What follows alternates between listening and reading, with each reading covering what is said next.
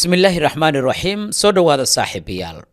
Turkiga waxa uu soo bandhigay nidaam difaaceed cusub oo loogu magac daray qubada birta Masar awood cusub ayay la soo baxaysaa dhismayaasha dhulka hoostiisa ee ay sameeynaysan waxay walaacay ku abuureen Israa'iil sidee ayay saraakiisha iyo qubarada military ay kaga hadleen macluumaadka ku saabsan saldhigyada dhulka hoostiisa ee ay masaaridu diyaarinayaan waxaan kaloo aan kula wadaagi doonaa warbixin aan su'aal kugu weydiinayo laakiin waa warbixin dheer oo xoolaha Soomaaliya ku saabsan Soomaalida iyo xoolaha ay dhaqato maxaa looga faa'iideysan laayahay mise isku caqli ayaa la yahay soo dhawaada saaxiibayaal ku soo dhawaada barnaamijka falanqaynta caskariga oo xiliyadan oo kala aad ka daawataan Maracadda Show waa 25ka bisha May sanadka 2026 maalin Isniin ah insha Allah taala maalmaha Isniinta ilaa Khamiista barnaamijka taxliil al-askari ayaan kula wadaagi doonaa xilliga 7 habeenimo ee geeska Afrika maalmaha Sabtida iyo Axadana qodobo ama barnaamijyo sirdoon ayaan barnaamijka ama halkan ku soo gudbin doonaa maadaama codsiyadu ay aad u bateen sidoo kale waxaa jira qayb aan sirdoonka iyo arrimaha documentary-ga kaga hadalno oo Maracadda documentary ah halkaas oo macluumaadyo kale aad ka heli doontid insha Allah barnaamijyadeena falanqayntana waa joogto oo insha Allah taala maalintii 2 jeer ilaa 3 jeer intaan awoodna ayaan kula wadaagi doonaa ku soo dhawaada jadwalkeena iyo guud ahaan barnaamijkeena falanqaynta ciidanka iyo guud ahaanba Maracadda Show aad baad u mahadsan tahay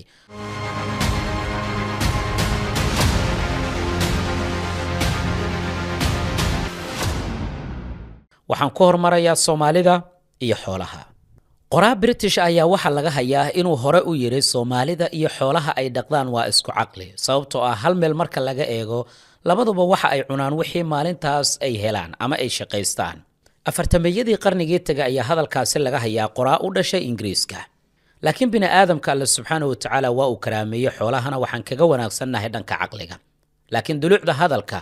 marka aad si fiican u daawato warbixinta ayaad fahmi doontaa insha Allah inta aanan eegin sax ahaanshaha warka qoraaga Ingiriiska u dhashay aan kula wadaago sheekadan shirkadda lagu magacaabo Baladna oo la aasaasay sanadkii 2017 subax ka mid ah subaxyadii bishii June sanadkii 2017 waxaa shacabka dalka Qatar ee aadka u yar ee ku soo tooseen cunaqabatayn ay ku soo rogeen dhammaan dawladihii deriska la ahaa Sacuudiga, Imaaraadka, Bahrain oo Masarna ay la jirto ayaa waxay xiriirka u jireen dawladda Qatar sabab la xiriirta arrimo siyaasadeed oo markaas la isku hayay dhul iyo cirba waa laga go'doomiyay waana laga ootay dawladii Qatar waxa la kansalay duulimaadyadii waxa la hakiyay maraakiibtii u socotay sidoo kalena isu socodka dhulka gabi ahaan waa la xanibay saacado gudahood waxa laga dareemay saameynta cunaqabatayntaasi gudaha dalka Qatar iskafaalooyinka dukaamada yaryar ayaa laga waayay qudaartii iyo caanihii maadaama 90% qudaarta iyo caanaha dalka Qatar laga keeno dalalka deriska la ah sida Sacuudiga oo cunaqabatayn saaray 2017 iyo dalalka kale jawreerkaasi ayaa ka dhacay gudaha dalkaasi Qatar madaxda dawladda Qatarna waxaa hortaalay laba doorasho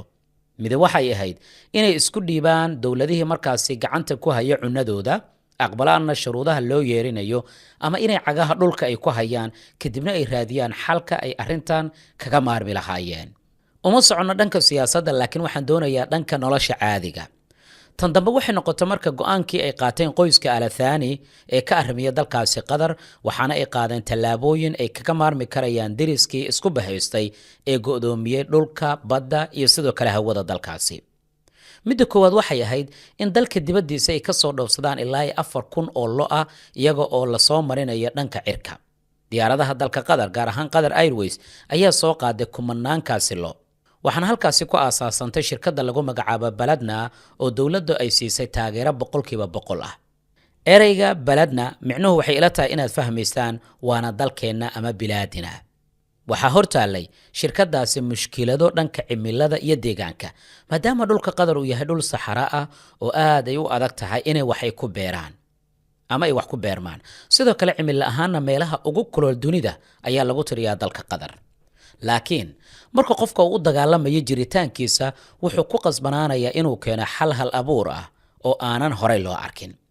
waxay durbadiiba ay yagleeleen warshad weyn oo ku fadhisa dhul gaaraya 247 hektar waxaana dalka banaankiisa laga soo dhoofiyay carro la bacrimiyay taas oo ku habboon wax beerashada kadibna waxa lagu shubay dhulkaasi saxaraha ah waxaa Yurub si gaar ahaaneed dalka Ingiriiska laga keenay khubaro iyo injineero nidaamyo horumarsan ama sistemyo horumarsan kuwaas oo diyaarado lagu soo daabulay. waxaa halkaasi lagu beeray cawska calafka u noqonaya ama ay xooluhu ay cuni doonaan, gaar ahaan kumanaanka kun ee lo'da ee hawada la soo marsiiyey lana geeyay dalka Qatar. sidoo kale waxaa isla hawada la soo mariyay agab kasta oo loo baahan yahay sidii loo soo saari lahaa caano warshadaysan. muddo dhowr bilood gudahoodana waxay shirkadda Baladna ama dalkeenna ee dalkaasi Qatar ku guuleysatay inay soo saarto caanihii ugu horreeyay ee dalka Qatar gudihiisa lagu farsameeyay, laga bilaabo cawska uu daaqay neefka laga lisay caanaha ilaa caagadaha caanaha lagu shubay. 2 sano kadib waxay shirkadda Baladna lagu magacaabo ay buuxisay dhammaan baahiyihii caano ee dalkaasi Qatar 100% waliba. waqti xaadirkan shirkadda Baladna oo kaliya ma aha shirkado kale ayaa buuxiyay baahiyaha caano ee dalka Qatar, balse waa shirkadda sanadkii faa'iido ahaan u soo saarta $100 milyan, sidoo kalena faracyo ku leh ugu yaraan 5 dal oo ay ku jiraan Kuwait, Oman, Algeria iyo Afghanistan. sheekadan marka aad dhuuxdid marka waxaan dib ugu soo laabanaynaa ama aad dib ugu soo laaban kartaaba hadalkii aan ku bilowna sheekada oo ah in Soomaalida iyo xoolaha ay dhaqdaan ay isku nidaam ama isku qaab ay u nool yihiin. maadaama xoolaha kaliya ay ka fakiraan waaba haddii ayba fikirayaane wixii maalintaas ay cuni lahaayeen. annaga ka Soomaali ahaanna aan kaliya ka fakarno adeega maalintaas oo kaliya aan dabka saaranayno, taasoo inoogu wacan nidaamka fikirkeenna oo aanan ahayn mid aan uga fakirayno si istiraatiiji ah una diyaar garoobayna filasho kasta. waxaadna moodaa fikirka inuu ku salaysan yahay ruuxa inuu haysto hanti badan laakiin isaga ku kooban, kama fakero qoyskiisa, carruurtiisa iyo waxa ka dambeeyaba. haatan dalkeena Soomaaliya wuxuu sanad kasta uu u dhoofiyaa dalalka qaliijka si gaar ahaaneed Sacuudiga, waliba bishan Carafo ee lagu guda jiro xoolo aad u tiro badan, gaar ahaan ariga. waxaana sidaasi aan ku helnaa malaayiin dollar oo dhaqdhaqaaq lacageed oo fiican u noqon karta gudaha dalka, laga soo bilaabo milkiilaha ariga, darawalka miyiga ka soo qaaday, dalaalkii iibgeeyey ilaa canshuurtii dowladda ay ka qaaday. nidaamkaasi waa isla kii aan ku soo nooleen 100 sano ee ugu dambeysay. yani horumar la taaban karo oo aan ka samaynay muddadaasi dheerna oo dunidu ay ka dhacayeen isbeddello aad u waaweyn oo leh mid warshadeed iyo mid tiknoolajiyadeed oo casri ah ma muuqato ilaa iminka. haddaba si aan uga faa'iidaysano marka tijaabooyinka guulaystay ee bulshooyinka kale sida tijaabada dowladda Qatar oo aan hal meel oo kaliya ka eegnay ee shirkadda Baladna, waxay inala gudboon ka dowlad ahaan iyo ka shacab ahaanba 3 qodob ee soo socota siday ila tahay. waan ogahay dhaqaale ahaan dalka Qatar ma gaarayno, laakiin waxa aad haysato ayaa la nidaamiyaa si mustaqbalka looga fakaro. waxaana muhiim ah in la helo aragti shacab iyo mid dowladeed ama mid siyaasi oo midaysan kana fog dantayda, iyada oo gabi ahaan laga cararay dantii guud. maxay tahay 3 aragti? in dadka siyaasiyiinta ee hoggaanka dadka haya in ay isi saaraan mas'uuliyad ah in la diyaariyo habdhismeed ku dhiirigelinaya ganacsatada iyo si guud ahaan bulshadaba inay maalgashadaan xoolaha iyo beeraha. waxa ugu horeeya ay dawlad qaban karto ama nidaam uu qaban karana waa in la dhiso wadooyin xoolaha iyo calafkooda la marsiin karayo. tusaale ahaan xoolaha laga soo qaado dhanka iyo magaalada Kismaayo lana keenay magaalada Muqdisho waxay ku qaadanaysaa gawaaridu ilaa 2 maalin inay soo socdaan. sidoo kalena amniga iyo iswaafajinta nidaamka canshuur ee dalka ayaa kan ugu muhiimsan. aragtida labaad ama soo jeedinta labaad waa ganacsatada. xoola dhaqashada iyo ka faa'iideysiga nacfigooda sida samaynta caano warshadaysan oo dalka uu leeyahay waa mid ka mid ah fursadaha ganacsi ee dalka ka jira. waa haddii laakiin si dhaba loo wajaho oo aanan 2 ari ama 2 geel ama 2 lo aanan hal meel lagu soo xirin. waxaa hubaala haddii la isku helo calaf la isku haleyn karayo oo xoolaha ay helaan, sidoo kalena daaweyn saxan oo xoolaha ay ku noqonayaan kuwa naaxsan haddana caafimaad qaba, inay leeyihiin suuq ganacsi oo fiican kuna koobnayn dalka ee fursadihiisa gaarsiinaya ilaa qaaradda Aasiya. laakiin ma ahan fursadda noocaani oo kale in la isaga daydo oo ruux kastaaba 2 ari intuu meel ku soo xirto yiraahdo anigana caana ayaan soo saaraya. waxaa muhiim ah in si wada jir ah loo eego fursado waaweyn iyo maalgashi aad u xoogan. arrinta ama fariinta ugu dambaysa waa dhanka shacabka. bulshadu ay ugu horeeyaan ganacsatada waxaa saaran mas'uuliyad inay dhiirigeliyaan wax soo saarka gudaha sida caanaha gudaha lagu sameeyo, qudaarta dalka. sidoo kalena waa in dawladda ay dhiirigeliso wax soo saarka gudaha iyadoo u sameynaysa canshuur dhaaf, halka kuwa banaanka laga keenana la doonayo in lagu kordhiyo canshuurta si tartanka suuqa loo ilaaliyo, sidoo kalena loo dhiirigeliyo badeecadaha dalka. laakiin taa beddelkeeda waxyaabaha cajiibka waxaa qayb ka ah in xoolihii waddanka lagu isticmaalaya ama la qalayay aad arkaysaba madax kale in dibadda laga keenayo. waa hadda madax oo xooleed ama ari ha noqdo ama wuxuun weliba madax ari ayay u badan tahay. waxa wanaagsan waanu hurdnaayay in hurdada laga kaco. ugu dambayntii innaga oo haysana dhul aad u diyaarsan oo lagu beeran kara calafkii xoolaha, sidoo kalena aan nahay mid ka mid a dalalka ugu qanisan xagga tirada xoolaha, ayna sii dheertahay cimilada wanaagsan ee qabow daran ama kulayl daran midna uusan jirin, soo waajib inaguma ahan inaan ka faa'iidaysano nimcadaas. siyaasiyiinta kuwaasoo hoggaan u haya bulshada guud ahaan meel kasta ay joogto waxaa saaran mas-uuliyad ah in la diyaariyo deegaankii looga faa'iidaysan lahaa oo jeebka oo keliya aanan la eegin. bal eeg nimcada alle subxaana wa tacaala oo ina siiyey haddii ay noqon lahayd badda, beeraha iyo sidoo kale xoolaha, oo ay sii dheer tahay macdanta. aragtidaadana la wadaag, laisaar muuqaalka la wadaag saaxiibadaada, waad mahadsan tahay. aan u soo laabanna marka qaybta militariga iyo ciidanka ee barnaamijkeenna. magaalada Izmir ee dalka Turkiga waxaa lagu soo gabagabeeyay dowlatus military oo sanadkan 2026 ay ka qayb galeen dhowr dowladood. ilaa iyo 50 dal ayaa ka qayb galay, 100,000 oo askari ayaa goobjoog ahayd. dalka Suuriya ayaa markii ugu horeysana ka qayb galay dowlatuskaasi. madaxweynaha dowladda Turkiga Erdogan ayaa sidoo kale goobjoog ka ahaa dowlatuska military. saraakiil iyo mas'uuliyiin dowladeed ayaa sidoo kale ku sugnaa. dowlatuska waxaa la sheegay inuu ahaa midkii ugu ballaarnaa oo in ka badan 50 dowladood ay ka qayb galaan, kuwaas oo ay ka mid yihiin Mareykanka, Georgia, Imaaraadka, Qatar, Bahrain, Masar, Tunisia iyo dowlado kale. Turkiga halkaasi wuxuu ku soo bandhigay inta bandhigaasi uu socday nidaam cusub oo dhanka difaaca oo loogu magac daray qubada birta Steel Dome, kaas oo ah mashruuc qaran oo loogu talagalay in lagu gaarsiiyo guud ahaan dalka Turkiga gaashaan difaac oo ka hortagaya dhammaan khatar kasta oo dhanka amniga, sida diyaaradaha aan duuliyaha lahayn ee droniska, gantaalada balaastiga iyo kuwa cruiska, xitaa madaafiicda iyo weerarada kala duwan ee hawada ka imaan karaya. 4 shirkadood oo waaweyn oo dalka Turkiga laga leeyahay ayaa iska kaashaday nidaam difaaceedkani oo Turkiga muhiim u ah. waa shirkadda Aselsan, Roketsan, Havelsan iyo MKE.